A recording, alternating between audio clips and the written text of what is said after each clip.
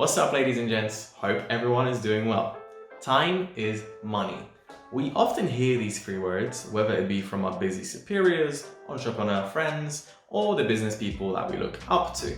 But do you ever give these three words any extra thought? Or do you simply agree with them like it's some given unshakable wisdom of life that you cannot question? Well, I, for one, will disagree with this statement. Time isn't money. Time is time. In this video, I will go over exactly what I mean by that, the reasons for it, and hopefully leave you with some wisdoms that will help you reflect on this issue in your life and how you can improve your perspective on the time is money issue. Let's start with the reasons of why I disagree with the time is money mantra.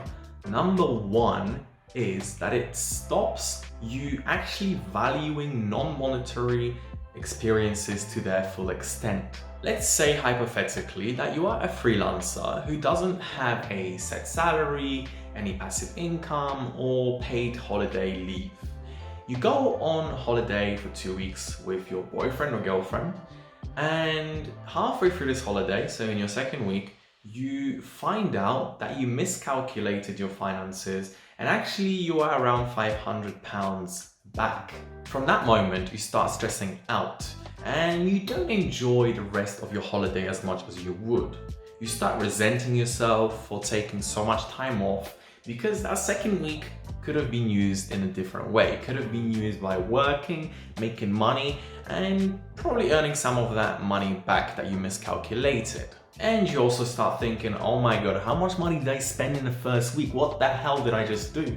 Now, unless you are in this position currently, I think you will agree with me that from where you're standing, this kind of mindset does seem a little bit toxic. Now, there is nothing wrong with adjusting your expenses in that second week after discovering that you are slightly behind on your finances.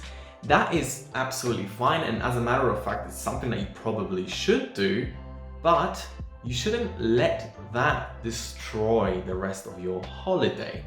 Since you discovered this fact, you started really stressing out, you stopped enjoying the time that you're having with your girlfriend or boyfriend, so building their relationship up, you stopped enjoying all the surroundings of being in a new country and also challenging yourself to get out of your comfort zone.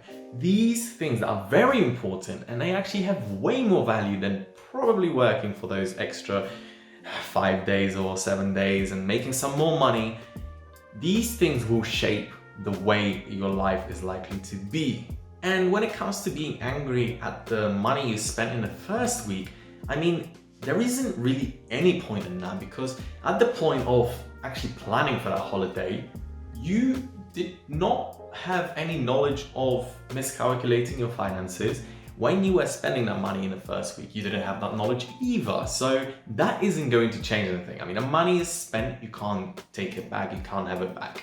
So there's no point of stressing out about that. I am not dismissing the severity of your situation. I mean, unless you really can't pay your rent, or will go bankrupt, or someone will die. I mean, those three things, they are serious. But most likely this isn't the case. So the severity of the situation isn't as bad as you think. So instead of letting this fact destroy the rest of your holiday and just resent your decision of going on a holiday and possibly creating arguments with your significant other, actually enjoy the holiday.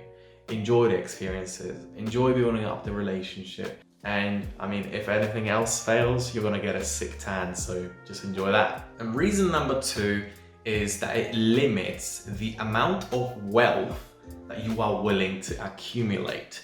Now, to explain that, for the sake of the argument, let's say that you are typically working around 40 hours a week and your average per hour rate is about £15. So to put it into perspective, that's around £600 a week, which would come to about £2,600 a month. Based on that view and the facts, there are two ways of making more money from this specific stream of income. One is to increase your rate per hour, which is all great, but how many clients are going to be happy about you saying, well, you know what, now I'm going to be charging £20 an hour? Highly unlikely that many will. So this is a very difficult thing to pull off. And the second way is to up the hours that you work. And that's also great, but you have a limited amount of hours that you can work in a week. Even if you were not sleeping, which I do not recommend, there is still a limitation. And also, who actually wants to work 80-hour weeks? As you can see, there is a built-in limitation of how much wealth you can make in a month or a year based on a rate per hour and the amount of hours worked. But now, if you start completely disregarding this rate per hour and hours worked equation and start actually focusing on the value that you create and charging for that specific value, you start breaking down the walls of this specific limitation. And that sounds great, but of course there is also the factor you need to consider, which is of a practical nature. How else can you make this money? How can you shift yourself into actually doing and charging based on value instead of rate per hour? This is going to take some work, this is going to take some time. But the three things you can consider and start doing is looking for clients that will be willing to pay based on value rather than the time spent, or for any new clients, actually incorporating that sort of a structure in pricing into place. The second thing you can do is automating any tasks that can be automated, which will free up your time. You're still charging the same money for your client, but you're actually doing slightly less work yourself because some things can be automated. And number 3 is to look at any other streams of income that you can establish that will give you money for not putting too much time into it. So any passive, let's just say, passive streams of income, any kind of thing that isn't so much based on rate per hour times hours worked. On the topic of value, there is one more thing I would like to leave you with, and that is a quote I heard somewhere. When you are selling beds, don't focus on selling someone the bed and saying how good the bed is. Focus on selling them a good night's sleep. And this is really great because it highlights the importance of value over the item or the service that is sold. If a potential client is willing to pay 5 times the going rate for the service that you're going to provide, that is down to the client. The client is willing, they are fine with paying that money. So to summarize, I would just like to conclude that time isn't money.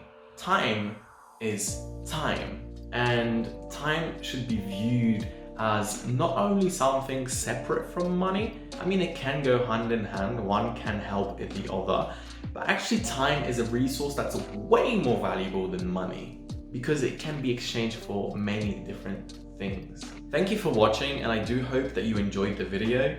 I think oftentimes our mindsets can really determine the way we see problems and the way we approach and solve them. And that is exactly what I'm trying to do with these videos.